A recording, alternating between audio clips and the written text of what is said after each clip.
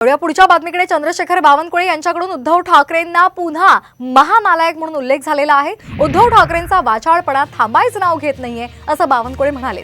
2.5 वर्ष घरामध्ये काढली, एक विकास काम केलं नाही आणि म्हणून उद्धव ठाकरेंना मुक्ताफळं उधळण्याची वेळ आली आहे असा घणाघातही त्यांनी केलाय। 4 जूनला जनता उद्धव ठाकरेंना तोंड दाखवायला सुद्धा जागा ठेवणार नाही असंही ते म्हणाले।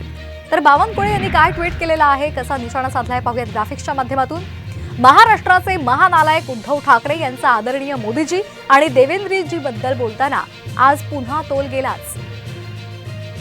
उद्धव ठाकरेंनी देवेंद्रजींच्या नावानं कितीही शिव्याशाप दिले तरी जनता जनार्दनाचे आशीर्वाद देवेंद्रजींसोबत आहेत। उद्धव ठाकरे यांनी आता एक लक्षात ठेवावं की तुम्ही मोदीजी आणि देवेंद्रजी यांच्याबद्दल कितीही वायफळ बडबड करा, 4 जूनला जनता तुम्हाला तोंड दाखवायला सुद्धा जागा ठेवणार नाही असा घणाघात चंद्रशेखर बावनकुळे यांनी उद्धव ठाकरे यांच्यावर केलेला आहे।